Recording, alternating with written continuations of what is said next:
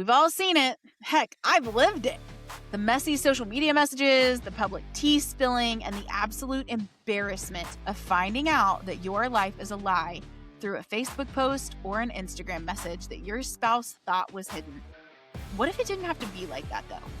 What if you could find out before their affair got too deep? Statistics show that over 20% of marriages deal with infidelity, and most affairs last for years because they thrive in the dark. It's time to turn the lights on. Verified.com is the world's first searchable relationship registry. It's not just an app, it's a digital boundary for your marriage. When you register your spouse on Verified, you are claiming your relationship on a global scale, whether you're talking, you're dating, or you're married. If another man or woman is being told your spouse is single or divorced, and they search for your spouse on the registry, they find you instead. Now here's the game changer. Verified allows you to speak one-on-one and directly with that other person. No gaslighting from your spouse, no he said, she said, no, oh my God, you went through my phone? How could you betray my trust like that? And zero social media drama. Just the truth, person to person, before things go too far. Don't wait for that gut feeling to become a nightmare. Because even if you think your spouse would never, there's an even better chance that you just never know. Register your spouse today using the link in the show notes and lock in your legacy to protect your peace.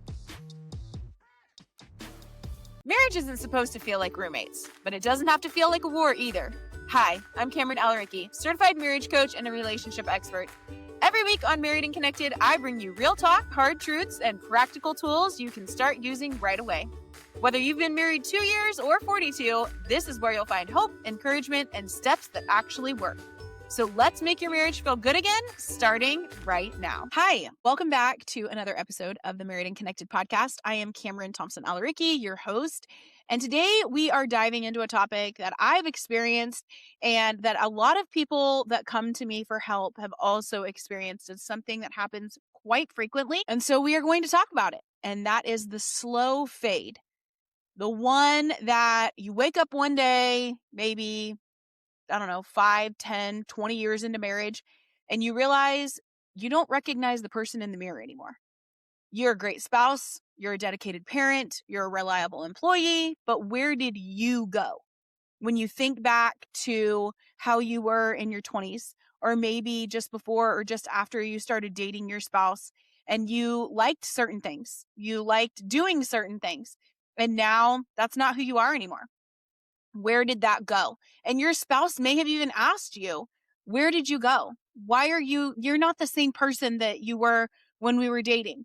And part of you wants to scream, of course I'm not. We've had different experiences. And the other part of you wants to say, you're right, I'm not.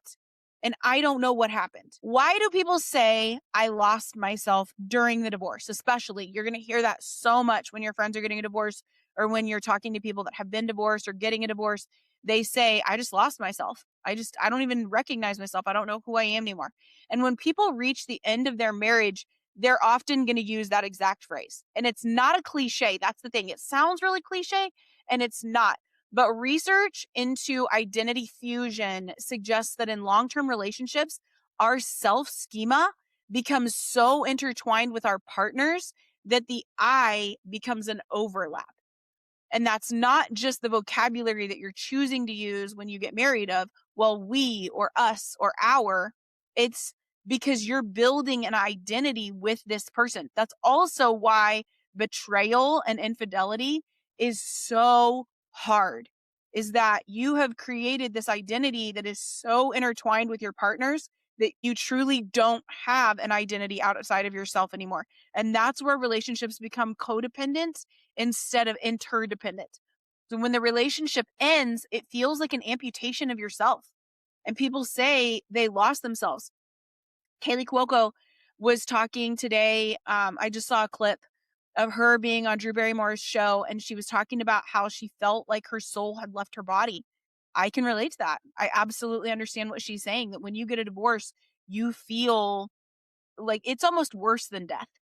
Because with death, there's a finality there that the person that has died isn't coming back. Where in Divorce, you're mourning the death of your identity that you had as their spouse. You're mourning the death of the relationship, of the possibilities, of the future. And almost like you're mourning their death, but you still have to see them, especially if you have kids. And it's so difficult. That emotional pain is comparable to nothing else that I've ever experienced in life. I can't tell you how hard it is. And this is also why I'm so passionate about helping couples make their marriage work and created new marriage when things have gone awry, because I would not wish the emotional pain of divorce on my absolute worst enemy if I had one. So people say that they lost themselves because they stopped making autonomous choices. They stopped having their independent opinions, and they traded that internal compass for this communal map that they're working off of. And here's the thing. If you're feeling this right now, I want you to take a breath. You're not gone. I promise you're not gone. You're just buried under a lot of layers of we, and we're going to dig you out today. So the question becomes then, what does losing yourself look like, sound like, and feel like? I want to get clinical here, but I also want to keep it real. We need to identify the symptoms so that then we can treat the root cause. So what this might sound like for you is, I don't care, whatever you want to do. Where do you want to eat? I don't know, whatever you want. I used to love, and then you insert your hobby there. So for me, it would be, I used to really love painting, but I don't really do that anymore. And then when somebody asks, well, why not? You can't really give an answer. It's not like I'm too busy or I don't have time, doesn't really feel right. At the same time, it doesn't really, like, you can't really put your finger on it. It's these constant we statements without any I statements. It's apologizing for things that aren't your fault just to keep the peace. And I hear a lot of that in the marriage, that you're avoiding conversations just to keep the peace or to avoid the conflict. You're just doing things that may not be completely authentic to you, but you're doing it because you don't want to start an argument with your spouse. It looks like your wardrobe being chosen based on what they like versus what you like. When Mo and I first got together, oh my God, I had these pants that were like different geometrics. It looked like something came straight out of the 80s, and I loved them. They were like bright yellow and green and pink and black. He hated them. Hated them. He used to get so pissed whenever I would wear these pants. I loved them. I thought they were great. And over our marriage, because he threw such a huge fit about what these pants looked like, I was like, okay, cool. Like, then I just won't wear them anymore. And then as time went on, that's when I started realizing, oh, I'm losing myself here. And so that's when I started for the gym pants. I've got glitter. I have got, like, I look like a disco ball. I've got animal print in every color, bright red, looks like a stop sign. And I love it because it's bright and it's happy and it's exciting. And you know what? At this point, whatever motivates you to get to the gym, that's what you do, right? So if you're choosing your wardrobe based on what they like, you're probably going to lose yourself. If your social circle is completely consistent upon their friends, you don't have any of your friends in there with those couples. If your calendar is 100% reactive to your spouse's schedule, and especially in aviation, we can lose ourselves a lot with that because our entire lives revolve around our partner's schedule and when they're flying and when they're not. And that's what makes us lose ourselves as pilot wives so much more quickly. And it feels like this hollow echo. It's this sense of numbness or boredom, even when things are just fine. There's also a lot of resentment that comes with this. It's the sharp, hot spark that when your spouse asks for something simple, you realize you got nothing left to give. You have given and given and given, and you're tired of being the only one to give. So with the imposter feeling that comes with this, you feel like you're playing a role in a play that you didn't write. So you don't even feel like you're starring in your own life. You feel like you're living it for everybody else. Your kids, your husband, your aging parents, etc., etc. And this can be very different for men and women. The core ache is the same, But socialization plays a really big role here. So for women, societal conditioning often pushes this self-sacrificing martyr narrative where we're taught that being a good wife means that you have to be the support system, that you don't get to be main character energy. And for a lot of women, losing yourself looks like this emotional labor exhaustion, being the chief emotional officer of the house and running everything until there's no room for your own desires. Oh, I can't go to brunch because my husband's golfing on Saturday morning. Okay, well, what about next Saturday? No, he golfs every Saturday morning. Okay, why don't you get a Saturday morning to go to brunch? Why don't you switch on and off? When do you get time? And a lot of times that's what comes out in an argument. It's not going to come out when things are, even keel, fine. It's going to come out in an argument of, what about me? When is it my time? I'm doing everything for you people and nobody appreciates anything. This is what it sounds like in conflict. But this is what it means is I'm not getting a space on the calendar for my own things. I have to schedule a mani-pedi 3 weeks in advance because everybody else's crap comes first. For men, it often manifests as this identity narrowing where men are socialized to find their identity as being a provider and a protector. So when you ask a man versus a woman, well, what do you do? A man's going to tell you the job first. I'm a pilot. I'm a police officer. I'm a whatever. Okay. For women, it's, oh, I'm so-and-so's wife and I'm the mom to these 3 kids. They're 16, 14, and 12. And this one plays soccer and this one plays the cello and this one's in all the things. But who are you? Oh, yeah. I have a side business or, oh, I'm a whatever. But their job usually comes after wife and mom. Whereas for men, that's not how it is. So if that becomes the only thing they are, they lose their creative, playful, and individualistic sides. How often do you hear a man say, oh, I'm her husband and I have these 3 kids and also I'm a lawyer? You don't. The job always comes first, and that's the only thing they say. We're so afraid of losing the connection that we shave off the edgy parts of our personality to fit into the box of the relationship. We don't want to embarrass our partner, so those, lime green pants or the ones that are geometric shapes of yellow and look like they came straight out of the 80s usually go to the dumpster or the back of the closet, never to be seen again. So the question now is, how do we avoid that fade? And what does finding yourself look like?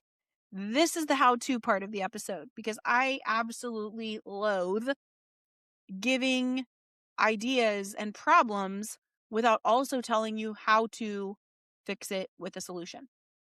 So if you are driving, please don't do this. Otherwise, grab a notebook and here we go. The church and state separation. You need, and I'm talking to men and women here, you need a hobby. You need a few friends that are not complete imbeciles and that are good examples that your spouse can trust you with them and that they're not going to, be the ones that try to peer pressure you into driving too fast or drinking too much or whatever the case may be. And you need space in your home that is representative of you. Now, all of this, you need things that are just for you. Maybe it's that you take a girls' weekend once every 3 months or once every 6 months. Maybe it's that you get your nails done because it makes you feel like you are put together and like you have your life together. Maybe it's that you have a hobby that you like to paint. So you have an art studio in your home, or you have a sewing room, or you have like a little nook that you love to curl up with a good book and just read after the kids go to bed. Maybe it's that you have the garage and you have a big screen TV out there and you've kind of made it into a man cave. There has to be representation of both people in the house. And this is where it starts. You guys move in together and it's okay. Well, what kind of a rug do you want? I don't know, whatever you choose. What kind of artwork do you want on the wall? I don't know, whatever you think's best. That is how it starts. And then one day you look up and you go, there is not one thing in this house that is representative of me, of the culture that I came from, of the things that I like. None of it. It's all you. And it shows. And that's where that resentment starts in. Okay. And this isn't about excluding your spouse at all. It's about differentiation. So you need to start practicing this small no. If they want Italian for dinner and you want tacos, say you want tacos. Or if they say, I want Chinese food for dinner, you say, I'm not really feeling Chinese tonight. Can we do Greek or Mexican? And it sounds ridiculous, but reclaiming those small preferences rebuilds those neural pathways of autonomy. And this starts even in the dating phase. If you're the one that always says, oh no, whatever you want, because you think you're being cute, it's not that cute when you're 10 years down the road and you've completely lost yourself and don't even know if you like Chinese food. The second tip that I'm going to give you is the 20-minute solitude rule. 20 minutes a day, zero input from your spouse. Don't text them. Don't ask their opinion. Just you and your thoughts. Here is what I like. Here is what I don't like. Here is what I want. Here is a goal of mine. Here is what I'm going to do just because I like it. Now, obviously, there are guardrails here that don't do things that are going to blatantly disrespect or hurt your partner's feelings. But things like, you know what? The laundry can wait. The dishes don't have to be done when my partner gets home. I'm going to sit right here and I'm going to read. I'm going to do a face mask because I can. So now here's the next question. What does it feel like when you've actually found yourself? And it feels like vitality. It feels like having an opinion that might disagree with your spouse and being okay with that, but delivering that in a way that is kind and compassionate. You're accepting of each other's opinions and ideas and thoughts that may not be the same as your own. It looks like having a spark in your eye because you are pursuing something that feeds your soul, not just your household. Now, here's the next question. How can your spouse help? Marriage is a team sport. So if you are losing yourself, your spouse is actually losing out too, because they're married to a shadow, not a person. If you are a spouse, the way that you help your spouse to keep themselves alive, and I mean that in like a spiritual sense, is you ask questions like, what do you want? What do you think? How do you feel? And you actually genuinely care about their answer. You wait for that answer without shoving your own or getting into the mix or getting defensive. You give them time. If you get time for golf or you get time for reading or you get time to go on vacation, so does your partner. If they're the ones that typically keep the kids, you take over for a day. And I'm going to be very honest. As the default parent, if the default parent is keeping the kids all the time and you come in and say, hey, I'm going to keep the kids tonight. How about you go do something that you want to do? It's going to be really, really weird. They're going to need some time to figure out what they want to do, especially if they're pretty far down the road of having lost themselves. They're not going to know what to do with their life because they've been living it for these kids and for you. So it would be helpful if you gave them 2 or 3 days notice. Hey, on Saturday, I'm going to keep the kids. Why don't you go to dinner with your friends? Why don't you go see a movie by yourself? Why don't you go do something that you want to do for yourself? The next one is when you change or start a new hobby, a supportive spouse is going to say something like, I love seeing this side of you. Instead of, why are you acting differently? This is weird. Support your spouse in what they're doing. Sit your spouse down and say, I love us, but I've realized that I have neglected me. I need your help to carve out space so that I can be a whole person for you and for myself. If your spouse comes in and says, I hate those drapes. Those are not reflective of who I am. I have hated those drapes since we moved in. Instead of getting defensive and being like, oh my God, blah, blah, blah. Okay, cool. Let's pick out new drapes together. I hate that couch. Awesome. It will go on Facebook Marketplace tomorrow. Let's choose one that we love. Instead of getting defensive and taking it personally because you were the one that chose that. Now, if there's it's like a family heirloom or something like that, okay, cool. Then figure out what to do with it together. Otherwise, why are you taking this personally? Let your home be representative of both of you, not just you. As we wrap up, I want to leave you with this. Loving someone deeply does not require you to disappear. In fact, the most vibrant marriages are made of two whole people, not two halves. That's why that whole phrase of, oh, this is my better half, absolutely drives me insane, because it signifies that you're not a whole person, and you are. So if you feel like you've lost your way, start small. Buy the book that you want to read. Take the walk that you want to take. Eat at the restaurant you want to eat at. You aren't a supporting character in your spouse's story. You are the protagonist of your own, and you guys are blending your stories together. So let your life be reflective of that. Thank you for spending your time with me today. I hope this has helped.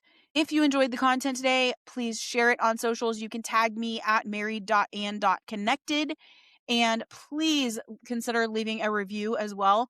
I don't ask for reviews very often, but they do make a huge difference in getting the podcast out to other people, and I appreciate them so much. And until next week, stay married and connected. Thank you for listening to another episode of the Married and Connected podcast. I want to take a moment to share an important disclaimer. This podcast is for educational and entertainment purposes only.